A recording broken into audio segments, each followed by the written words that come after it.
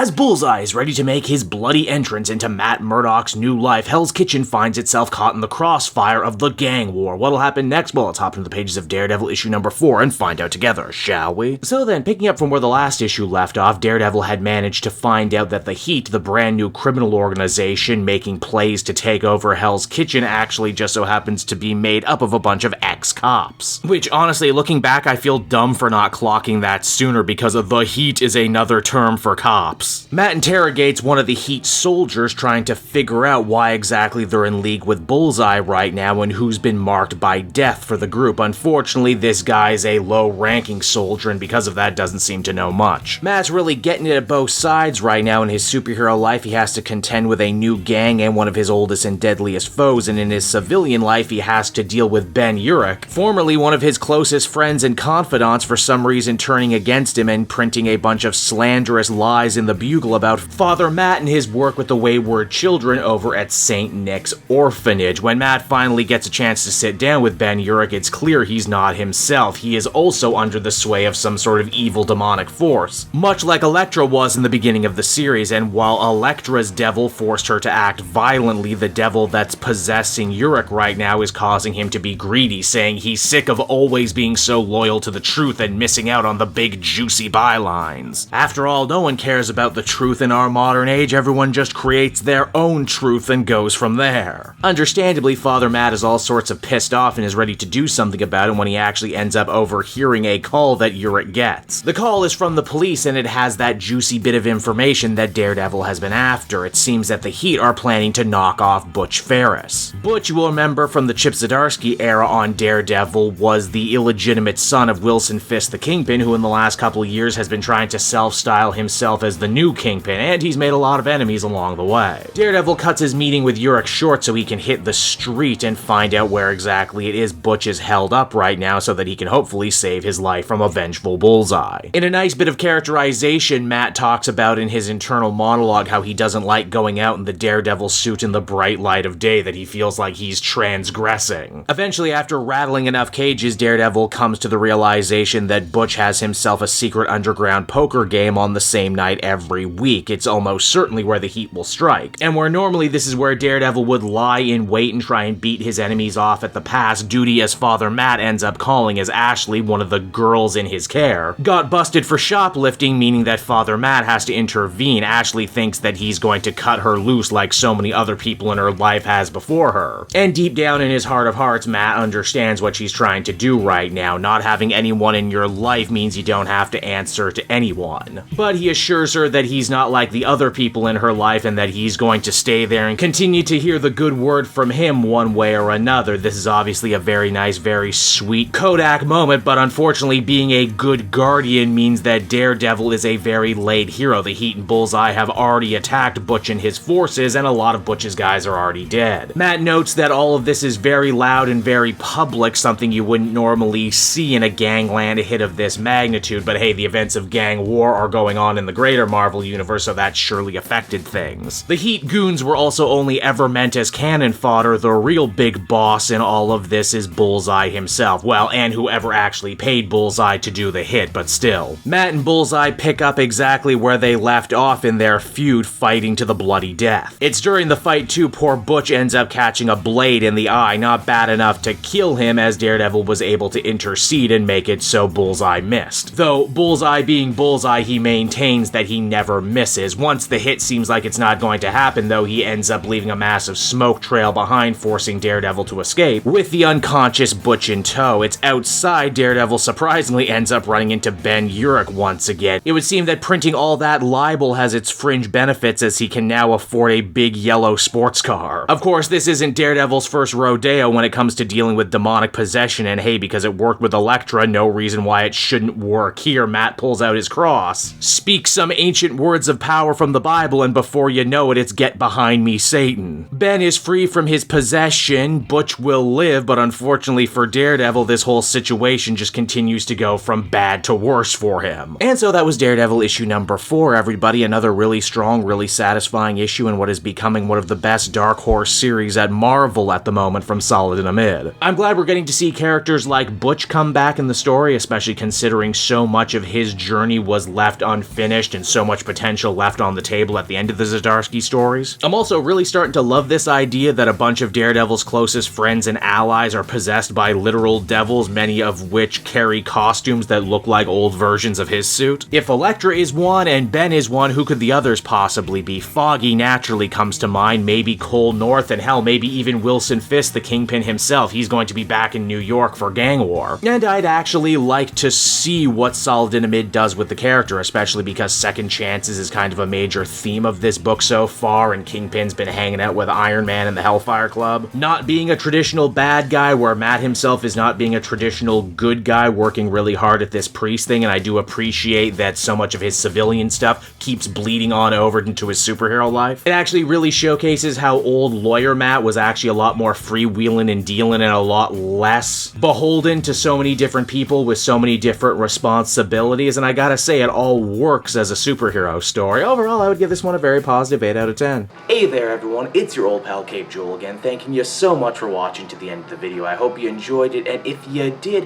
why not check out my Amazon link down in the description. Yes, that's right, the Cape Joel channel officially has its own Amazon storefront now. You can pick up a comic or anything else for that matter, and if you did, you'd really be helping me in the channel. So with that out of the way, everyone, I will see you again next time. Bye-bye.